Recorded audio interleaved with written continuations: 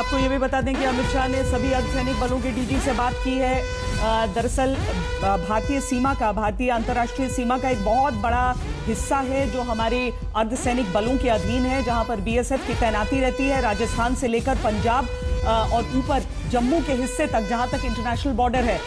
हालांकि युद्ध की स्थिति में इंडियन आर्मी को आगे कर दिया जाता है और army first line of defence हो जाती है, लेकिन इस समय ये अप्रत्याशित परिस्थितियां हैं और ऐसे में जो अर्धसैनिक बल हैं उनकी तैनाती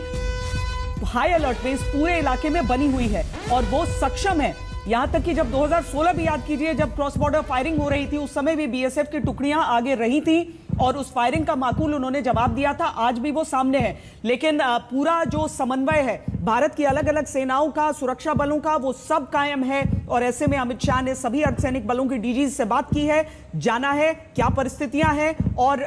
उसके आगे हम आपको देखिए और भी जो बाकी जानकारियां दे रहे हैं, किस तरीके से पाकिस्तान को जो नुकसान भारत की तरफ से पहुंचाया जा रहा है, उनके जो फाइटर जेट्स को डाउन किया गया है, ये सारी चीजें। आशुतोष, आप कहां पर हैं इस समय और वहां की खबर बताएं।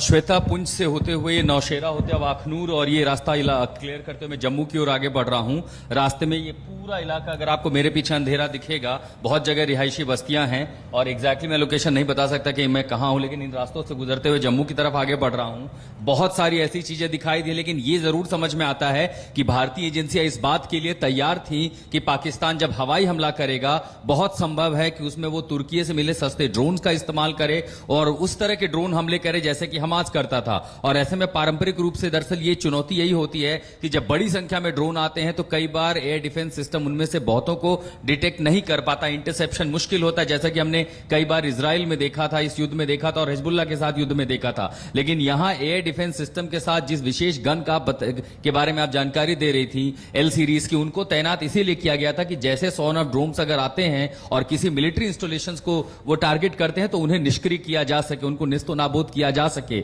और जब हम बात करें तो दूसरी तरफ देख रहे हैं कि भारतीय सेनाओं की भी तैयारियां शुरू हैं, फाइटर जेट स्क्रैम्बल कर चुके हैं। तो इन कई इलाकों में भारी गोलीबारी, यानी पाकिस्तान ने दरअसल एक पूरा फ्रंट खोला उत्तर से लेकर के पश्चिम तक, और फ्रंट ऐसे खोला कि पुंछ में पहले भारी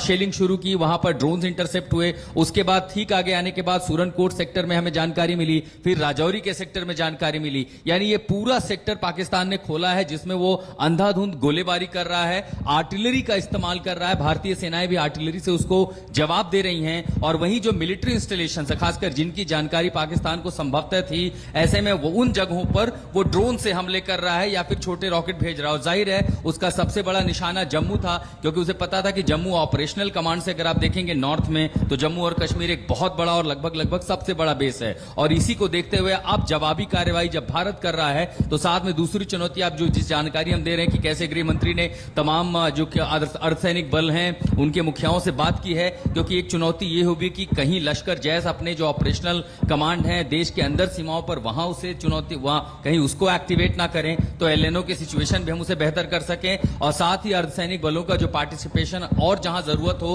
उसमें भी हम उनकी भूमिका को जो है और मजबूत कर सकें। लेकिन फिलहाल जैसा आपने बताया कि चूंकि अब आर्मी जो है फ्रंट पर है, सेना कमान संभालेगी और इस समय सबसे ज्यादा, ये हमेशा कहा जाता था कि अब जो कन्वेंशनल युद्ध होगा उसमें सबसे ज्यादा रोल एयरफोर्स का होगा। और देखिए कि सब कुछ हवाई हमले हो रहे हैं, पाकिस्तान भी कर रहा है और ऐसे में एक पीओडब्ल्यू जो कि एक फाइटर पायलट है वो भी पकड़ा जा चुका है। इस तरह की तमाम जानकारी आ रही है, लेकिन इस पूरे सेक्टर में ब्लैकआउट इसीलिए रखा गया है ताकि किसी भी हाल में पाकिस्तान ज्यादा निशाना न बना सके। ये खबरें आ रही हैं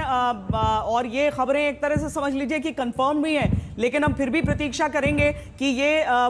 पुष्ट तौर पर हम आपके सामने रख सकें। लेकिन जिनीवा कन्वेंशन के तहत एक प्रिजनर ऑफ वॉर की आइडेंटिटी रिवील नहीं करने का वो है, पाकिस्तान तो नहीं मानता इसे, लेकिन भारत एक सभ्य देश है, यहां पर इन चीजों को माना जाता है। बहरहाल